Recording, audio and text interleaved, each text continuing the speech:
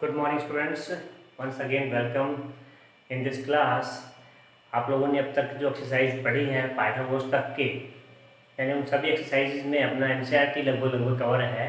लेकिन जो optional exercise है, बहुत कम बच्चे हैं जो चाहते हैं कि हम ये करें। लेकिन फिर भी मैं कहता हूँ बेटा, ऑप्शनल एक्सरसाइज में बहुत सारे क्वेश्चन ऐसे होते हैं जो बहुत ही सिलेक्टेड और इम्पोर्टेंट होते हैं। आप चाहो तो क्वेश्चन को अपने एग्जाम के लिए तैयार कर सकते हो।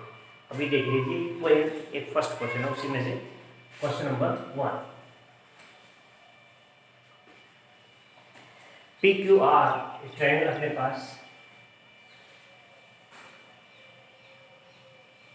पी क्यू आर और एक पॉइंट है S, so that if P S bisect angle Q P R, so that PQ upon PR is equals to QS upon SR। Angle bisector यदि आपको गिवन हो, देन इस एंगल को बनाने वाली साइड्स और अपोजिट साइड इक्वल रेशियो में होते हैं। ये हमको प्रूव करना है। एंगल बाइसेक्टर थ्योरम भी कहते हैं इसको। बहुत काम की चीज है, कभी कभी आ जाती है, सिलेक्टेड क्वेश्चंस में से आता है। अब ये ऑप्शनल का है, इसलिए आप लोग केयरलेस रहते हैं, लेकिन केयरलेस नहीं होना। ये थ्योरम ही है, ऐसे कैसे प्रूव करते हैं इसके लिए। ये पी एस है, इसके पैरेलल एक लाइन ड्रॉ कर लेते हैं from point R. Parallel line draw करते हैं, किसके करते हैं? पैरेलल। कंस्ट्रक्शन में डाल देते हैं आप इसको। Construct draw P S parallel R X ले लिया, जो कि इस क्यू पी को आगे प्रोसीड करने के बाद एक्स पॉइंट पे मीट करती है, which meet are X at X when Q P proceed. ठीक है, इस QP को जब आप आगे बढ़ा देते हैं तो वो एक्स पॉइंट पे मीट कर जाती है। ये इसका कंस्ट्रक्शन है। अब प्रूव करना है कि इसके बनाने वाली साइड्स और अपोजिट का रेशियो इक्वल होता है। ये अपोजिट, ये इसका प्रूफ दे दो या इसका सॉल्यूशन दे दो। कैसे सोल्व करना है?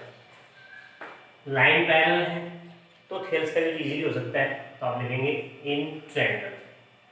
कौन सा है भाई? Sir Q R x.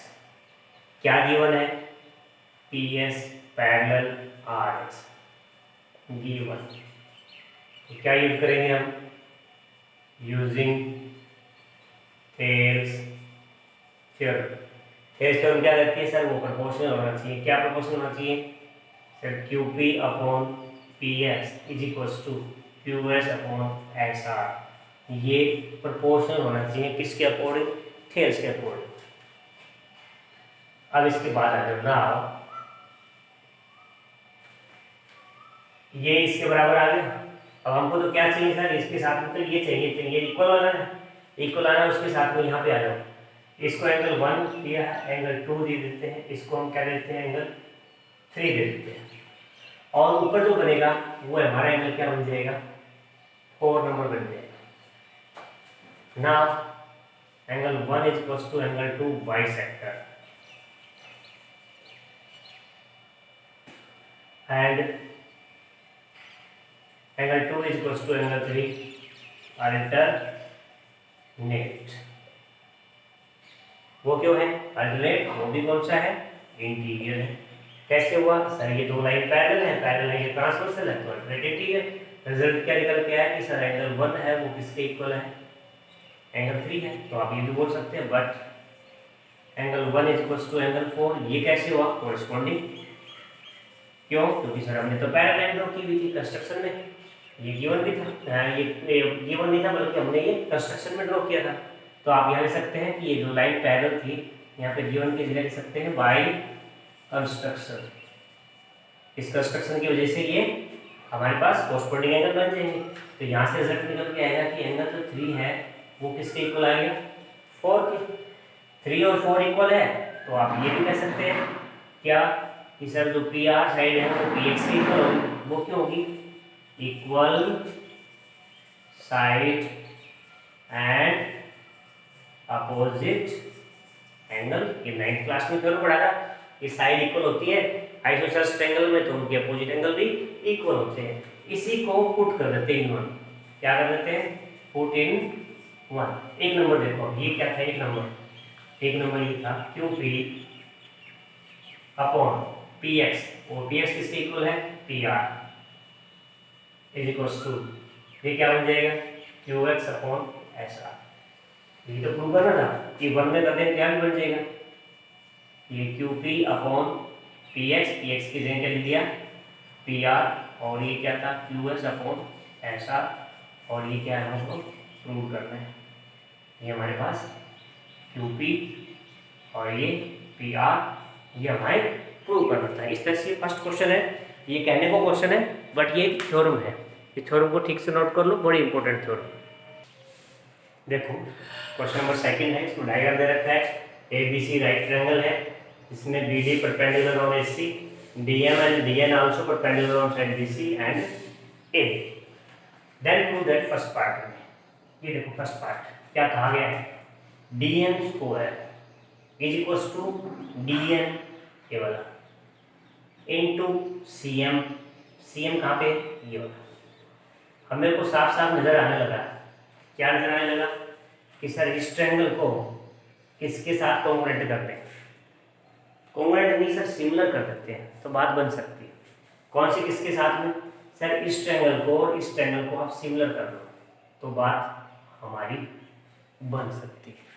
कैसे बन सकती है भाई, सर ये ट्रायंगल में और इस ट्रायंगल में कुछ इक्वल है, क्या इक्वल है, देखो इस ट्रायंगल में सर ये 90 है और इस ट्रायंगल में ये 90 है। तो सबसे पहले सॉल्यूशन आप लिखेंगे तो आप लिख देना इन ट्रायंगल, इसका नाम है C M D and triangle, इसका नाम है डी एंड बी।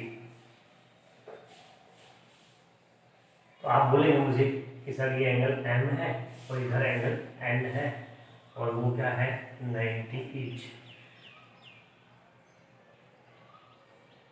ये दोनों 90। दूसरा देखो सर इस ट्रायंगल का ये एंगल, इस ट्रायंगल का ये एंगल, ये भी इक्वल है।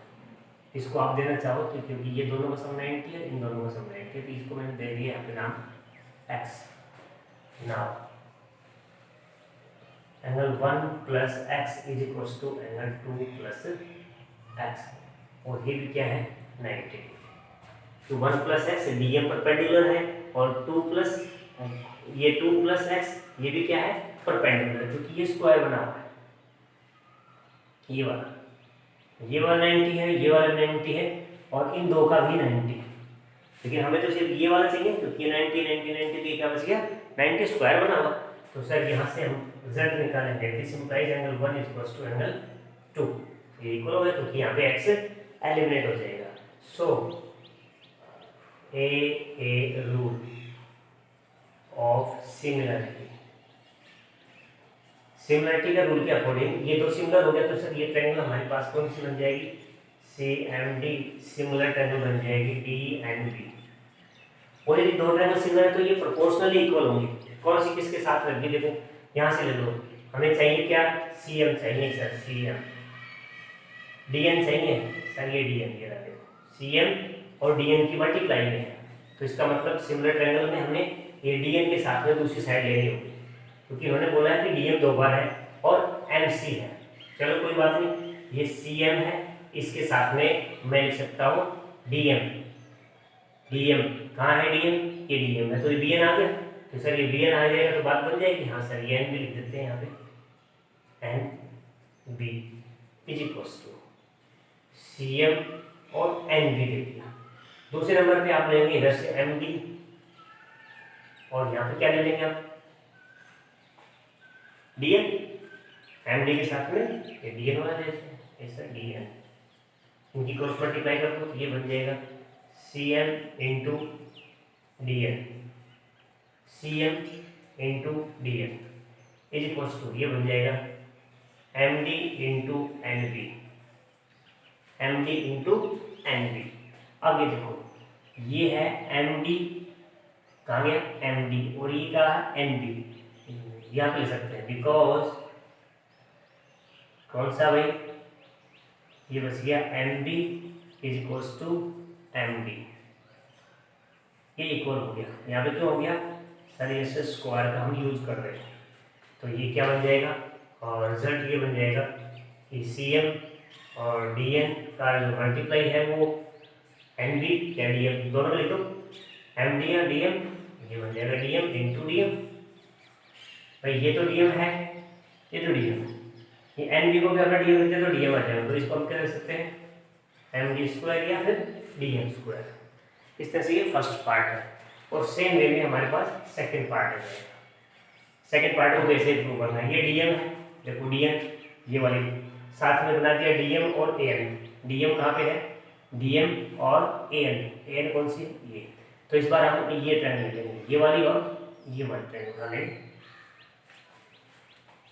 यहाँ पे आपने आ गया 1 नंबर 2 नंबर 3 नंबर और इसको 4 देना, तो ये आ जाएगा इधर से 2 + 4 2 + x, ये कट के आ जाएगा x और 4 इक्वल आ जाएगा, और ये दो साइडों में ये रेशियो और ये रेशियो इक्वल होंगे, क्रॉस मल्टीप्लाई करेंगे तो इसको डीएम को एन डी के इक्वल लिख देंगे, तो ये डीएन का स्क्वायर बन जाएगा।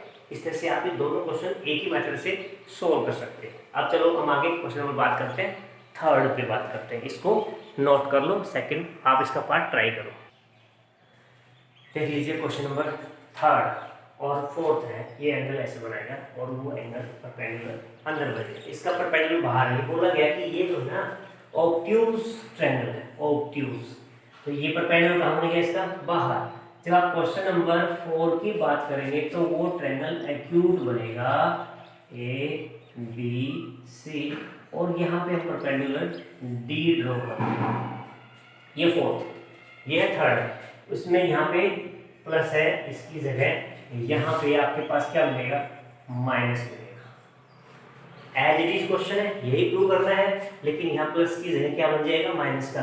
यहाँ प्लस क्यों बनेगा, क्योंकि यहाँ पे हम प्लस के पार्ट करेंगे, यहाँ पे हम क्या करेंगे इसमें से ये माइनस पार्ट करेंगे, तो ये माइनस वाला और ये प्लस वाला, दोनों question same to same method के हैं। देखो इसको देख लो, उसके बाद वो इजीली होते हैं। ऐसे लिखा है तो सबसे पहले इसके सॉल्यूशन में आप लिखेंगे इन right triangle ADC and use Pythagoras. अब पाइथागोरस क्या कहता है कि ये बनता है हमारा AC स्क्वायर, ये बनता है AD स्क्वायर, प्लस में ये बनता है DC स्क्वायर। पाइथागोरस के अकॉर्डिंग तो ये दो साइड स्क्वायर का सम थर्ड साइड के इक्वल होता है।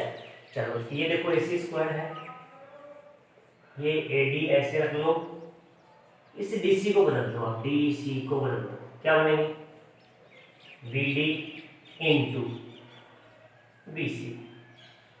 सर ये तो प्लस कर सकते हैं भाई, प्लस कर दो, ये वाला है। इस क्वेश्चन में आप करेंगे तो क्या बनेगा ये BC माइनस BD, तो माइनस का बन जाएगा।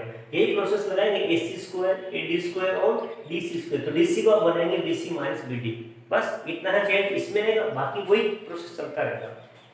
इसे आगे बोल दो बेटा, ये बन जाएगा AC square is equals to ये बन गया AD स्क्वायर प्लस 2 नंबर की पावर 2 है, 2 टर्म्स है, पावर 2 होल स्क्वायर सोल्व कीजिए, a square plus b square bd square plus bc square plus 2bd into bc। Okay, now use this one, ac square is equals to ad square plus, here is something we have to find, this one ad we have to change, bc this is requirement, this bd square ad plus bd, बाकी remaining things are remain same, bc square plus 2 bc into bd, इनको आपने multiply कर दिया 2 into 3 और 3 into 2 that remain same, इसमें तो हमने adjustment कर दिया, बट प्रॉब्लम यहाँ इन दोनों कंबाइन कीजिए आप, कहाँ पर चेक कीजिए अपने ट्रायंगल्स में, ad square plus bd square, where is ad, this is ad, this is bd, and what we have to find, sir this is converted into ab square, sir exactly our requirement is 2 into bc into bd, and this one result we have to find correct answer. So simple question, again fourth number is also simple, and this one is we have to change this AC square is equals to then you can say that this one is AD square, this one is DC square, and this AC square is equals to AD square remains same, but DC we have to change in BC minus BD then whole square, and apply identity. This one AD square BC square plus BD square minus 2 BC into BD. This is we have to change, and again this is AC square AD plus, where is AD plus BD. This is these two terms. If we add these two sides of this triangle, then what we get? This is AD square plus BC square minus 2 BC into BD. So in the same way we have to find fourth also. But in the question number third, the basic requirement is we have to change this DC into two parts, and after that using your identity A plus B whole square, and we get the result as the same. Now question number fifth, check it. Till then pause and note it. Yes, now students question number fifth आप check कीजिए. ABC acute triangle where AD is median. This is median we have. हमको median मालूम है. Then ये three parts आपको prove करने हैं. Third part on the basis of two. Simple है. First part और second part को यदि आप just add करते हैं, ये first part prove करेंगे, second prove करेंगे, दोनों को add करेंगे, तो ये कैंसिल हो गया और ये सब रिजल्ट आ जाएगा. लेकिन थर्ड पार्ट में प्रूव करने की आवश्यकता है. फर्स्ट सेकंड प्रूव कर देंगे तो थर्ड ऑलरेडी हो जाएगा.